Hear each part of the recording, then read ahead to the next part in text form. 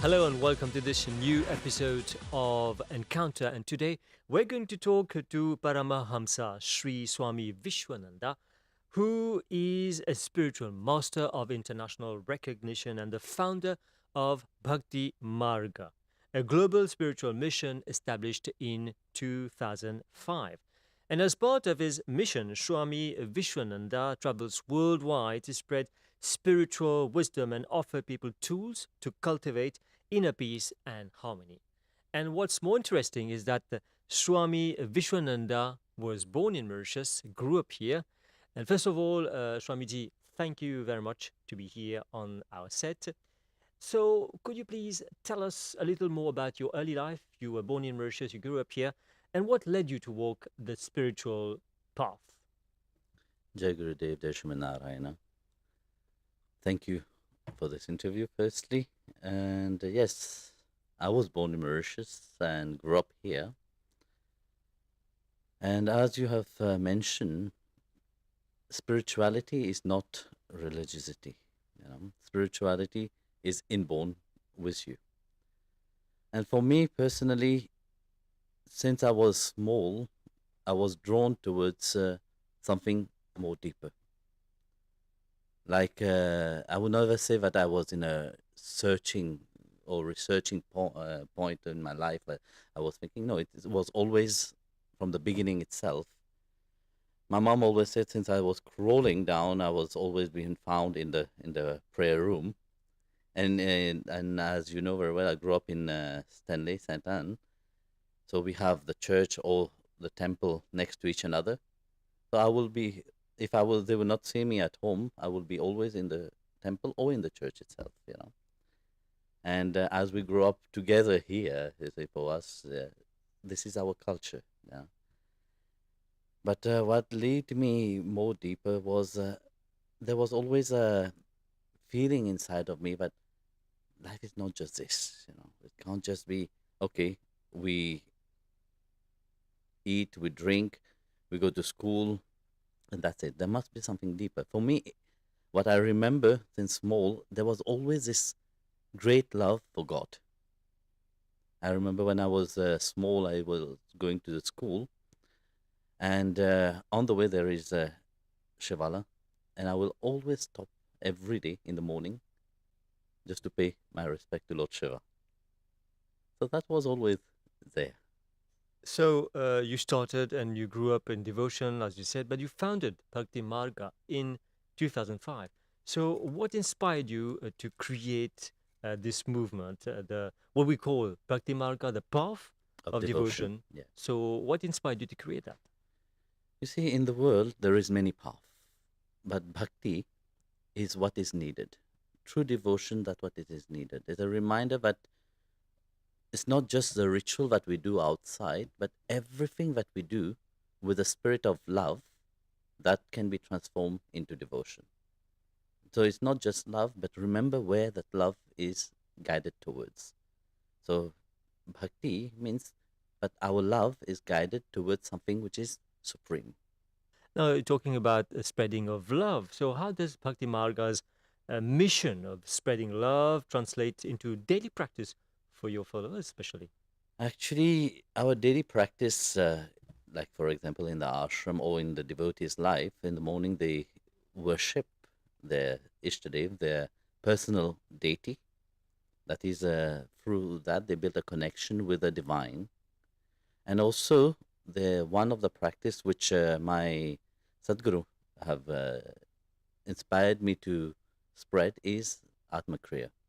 It's a technique of a certain exercise which we teach to the world. I just had one session in America after 17 years, actually. What is it about, the It's Kriya? about, you see, when my Sadguru, which is Mahavatar Babaji, asked me to teach Kriya, which was in 2001, I refused. I said no. And then 2005 again, he asked me again, and I said no again because I was not feeling it. So then after that, I prayed to him and I said, look, if you want me to teach Kriya, then must be something different. It's not just a technique outside that people do and expect, but realization will come to them, or God grace will just descend upon them. No, it's not that easy. So I said, okay, but what is important for that is if you can bless it with the grace of devotion. And he happily agreed with that. That's why in 2007, I started spreading Atma Kriya to the world. And we have thousands and thousands of uh, people practicing it all around the world. But, So Bhakti Marga has a presence in many countries, as you're saying. yes, we are in 92 countries, Mm. actually. So how do you adapt the message of Bhakti? I mean, each country is different. Yes, each How? country is different, the culture is different, the language are different, people are different. Yes. So this is my question. How do you adapt it to the culture, different countries or different It countries? is through education. Knowledge is important. And we have our Bhakti Marga Academy, Mhm. which is spreading the teaching. Hmm. And well, today we're not just limited to physical presence. We are online, social media, everywhere people. Do you also have a presence on those Yeah, mediums? there is a lot actually on TikTok, on many other platforms also. So sometimes we say you often emphasize on the bhakti yoga, the yoga of love. How can people integrate this practice in modern life, often filled with stress, distractions to go elsewhere?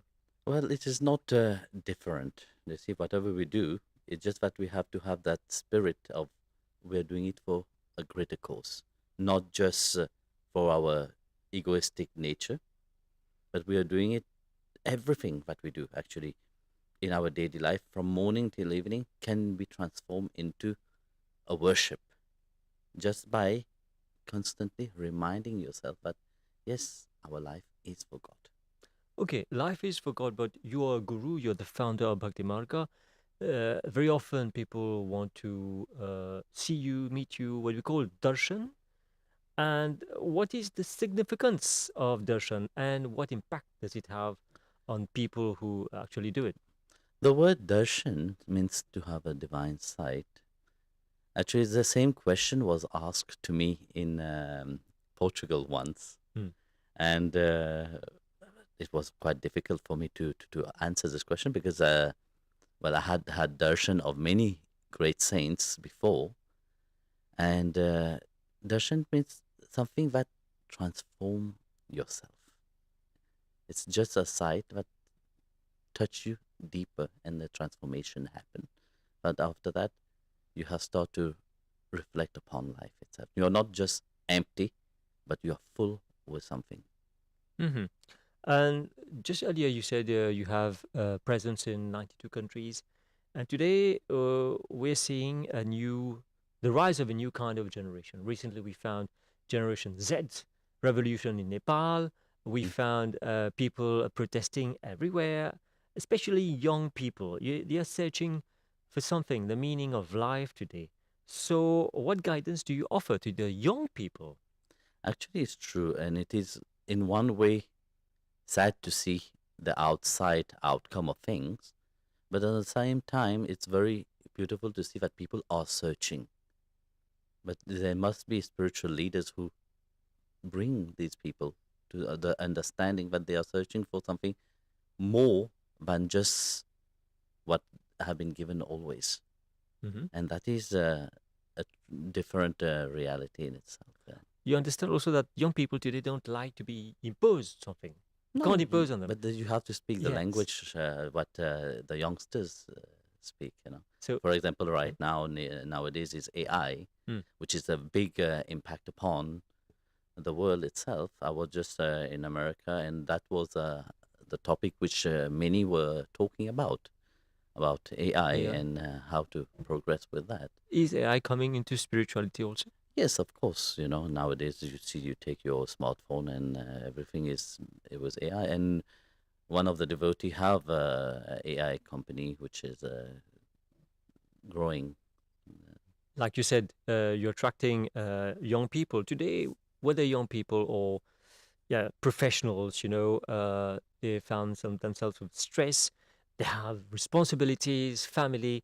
So how can devotion and spirituality coexist in such a situation? People have responsibilities; they have to take care of the, family, children, mother, father, and grandfather, and all that. But look, that is happening always. It's not something new, but we have grown up in a culture like this.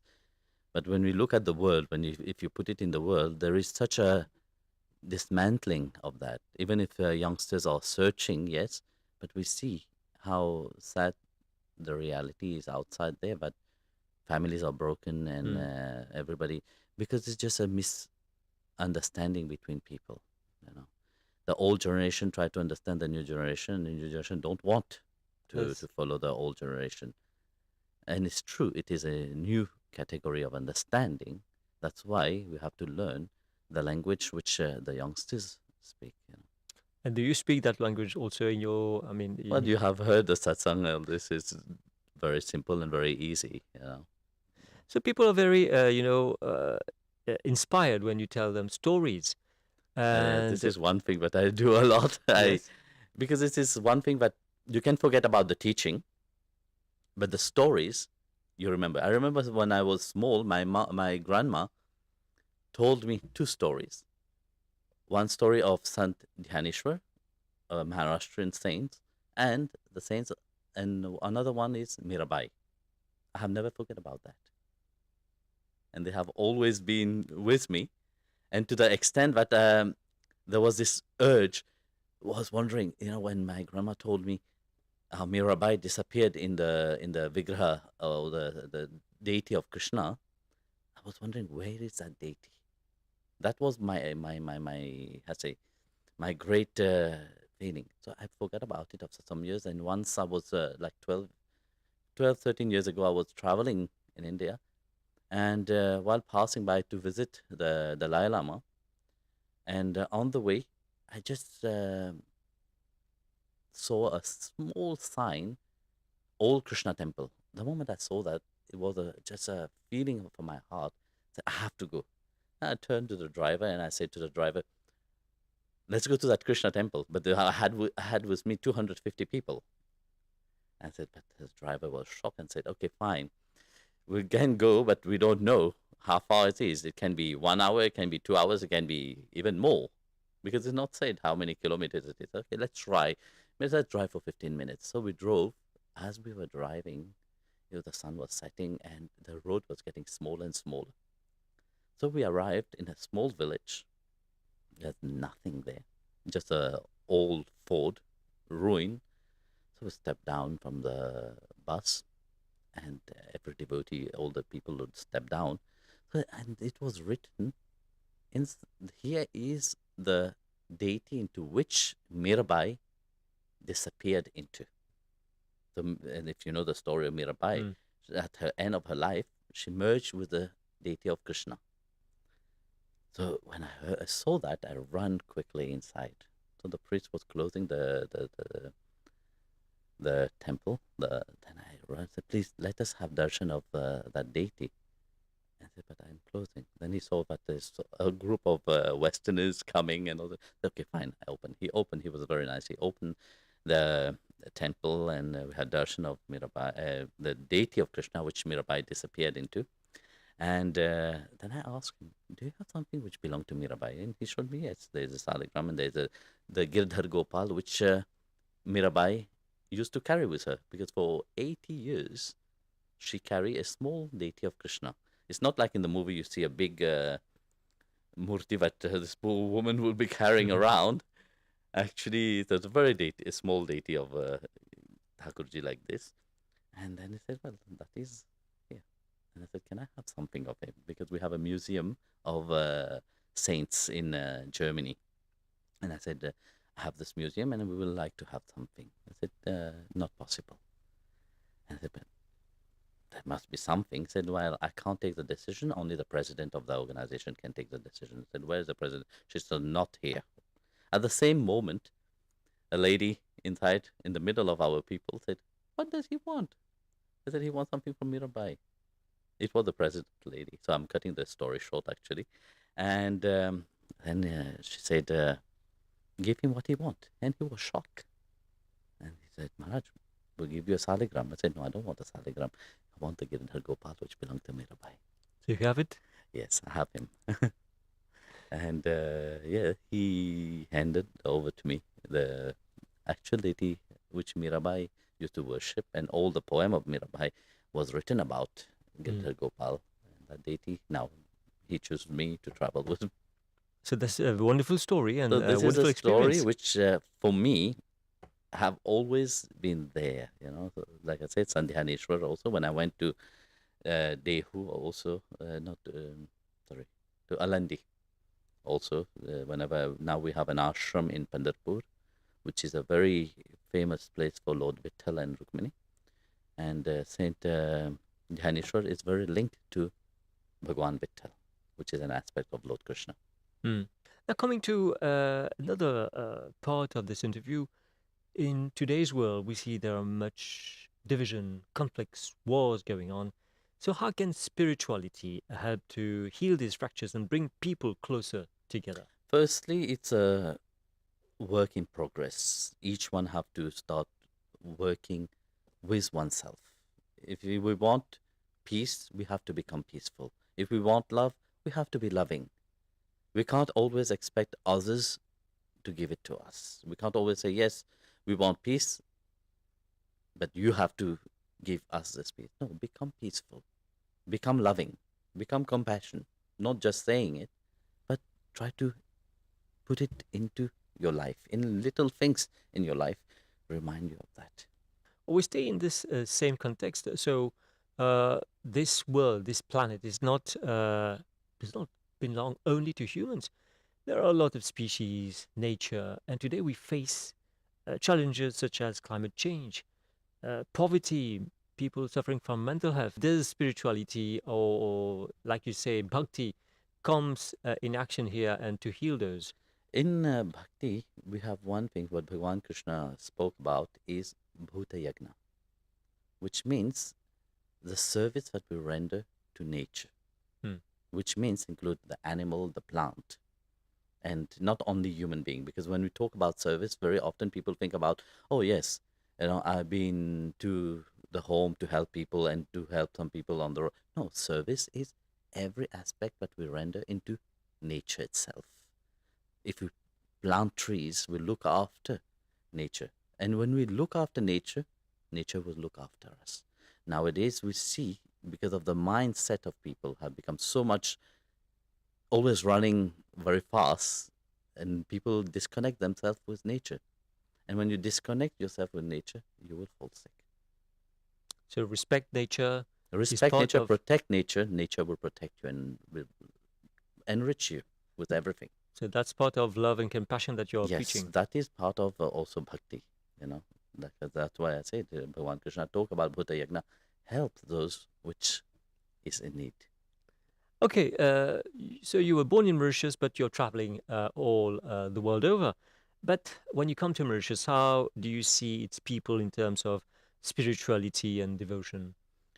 Well, you see, Mauritius have been always a very religious place, and due to that, we see now there is a surge of searching happening. People are more, there's many gurus which is coming here, and people are more drawn towards spirituality. With the social media, of course, you hear people are in different group, which is amazing to see. It's not just the religiosity, but people just go and do things and go to the temple and just, hello God and bye God, oh Mhm. God, please, I have this problem and that problem, that's it. No, but people who truly, like you said, the new generation want to understand, want to go deeper. It's not just a priest coming and do something, but people want to know what is behind what you are doing. And this is very nice. And hopefully all the priests from every, not only Hindu, but from every aspect or religion also can explain about the deepness of what they are doing also. So, Swamiji, as we're talking, you have been referring a lot to Lord Krishna. Mhm. Is he your deity? Do you believe in? Like I said, you see, Bhagavan Krishna touched me, and really, he's the God of love, you know? Hmm. and uh, and his love expand to every corner. Okay, in your mission to spread, like you say, bhakti, love, and compassion over the world, what gives you the most joy? Well, to see that people are changing. People have this, they want to transform their life. And the biggest miracle that I see is when you see people who have come searching, really, they're thirsty and they are hungry for something more deeper. And that is great satisfaction to see that. So I'm sure you've had a lot of experience and saw people. Do you have a memorable moment where you saw spirituality transform someone's life? Well, I Preferably. see that every day, Hmm.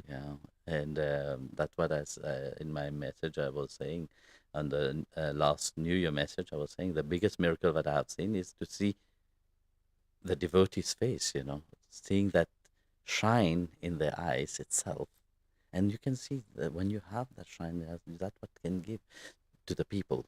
If you can't transform your life, you can't transform anybody.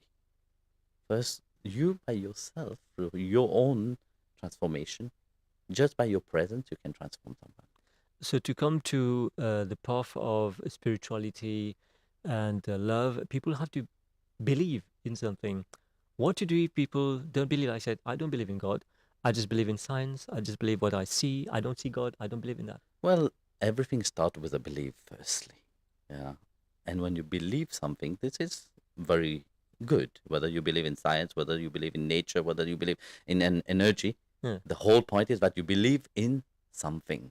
We call him God, we call him energy, we call him, it don't change him. So the first thing is to believe in something. So whether science says, well, this world was created with a Big Bang. Some people say God created that. Some other people say evolution. We started Yes, in life, everything is water, and then yes. we uh, moved to earth. And that. Everything is an evolution of things, even if the Big Bang happened, it is through evolution that happened. So do you believe that spirituality also evolves? Yes, of course. See, we have great sages and saints and even avatar who have come to bring novelty to people, to bring that reminder to people. Hmm. Sometimes we say, God comes on earth, take the form of an avatar like Sri Ram, and establishes some kinds of rules, some kinds of, and then we say Krishna comes and changes everything. You know, But this is the nature of Krishna. yeah. But Sri Ram, when he came, he put a certain dharma, you know, and of course, each avatar bring a new concept. It's not new, actually. It's a reminder of something deeper and greater. And Bhagavan Krishna have come to challenge the mind, because you see, when the mind have become so much absorbed into the egoistic nature, Bhagavan have to come and break that mind. For transformation to happen, he have to. Then he said, whenever there is a decline in dharma, I shall come. So when the mind, what decline dharma? Is the mind. When the mind becomes so absorbed into the material reality, the mind forget about who you are truly, what is the goal of life itself. And Bhagavan have to come. Firstly, he have to challenge the mind. That's what the Sadguru does. That's what the Bhagavan himself have done. He challenged the mind so that the mind can change. If the mind doesn't get challenged, it will not change. So anyone can start his or her own spiritual journey on spirituality.